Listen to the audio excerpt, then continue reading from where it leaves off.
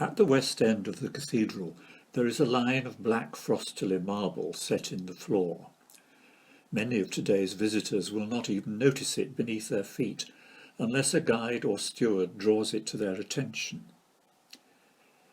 It wouldn't have been so easily ignored in the days of the medieval priory, for this line marked a significant boundary, beyond which women were not permitted to pass.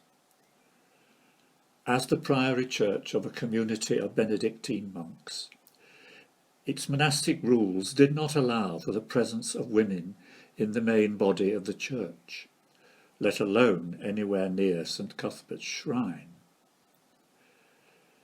It was a prohibition rigorously enforced by the monks, and there are tales of women being unceremoniously ejected who had sought to evade the ban by, for example, disguising themselves in men's attire. Even a Queen of England famously fell foul of the rule.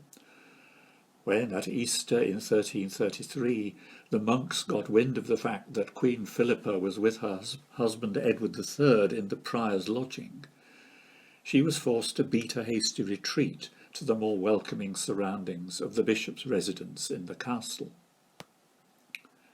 True, the monks would hardly turn away wealthy women set on enriching the coffers of the monastery by bearing gifts for St. Cuthbert.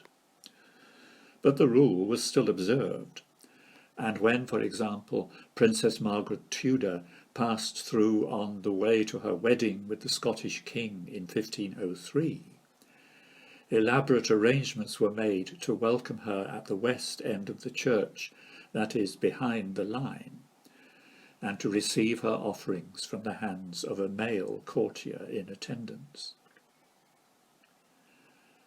What is particularly surprising about this rule in Durham is that it was claimed to have the special authority of St. Cuthbert himself, no less, to whom the monks attributed their prohibition of the presence of women.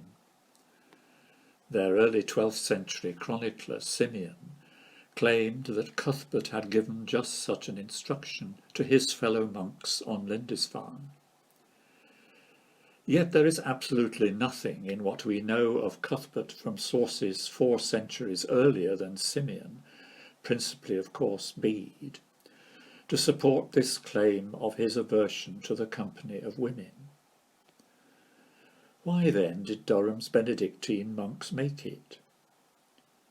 Presumably, it was all part of presenting themselves and their monastic rule as the true inheritance of St. Cuthbert, and so obliterating from memory that late Saxon community which had first arrived here with the saint and which they had supplanted, a community which had indeed included women.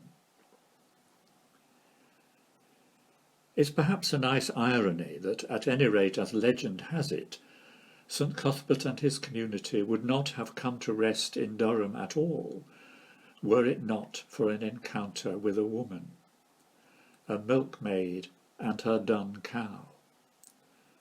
But thereby hangs another tale.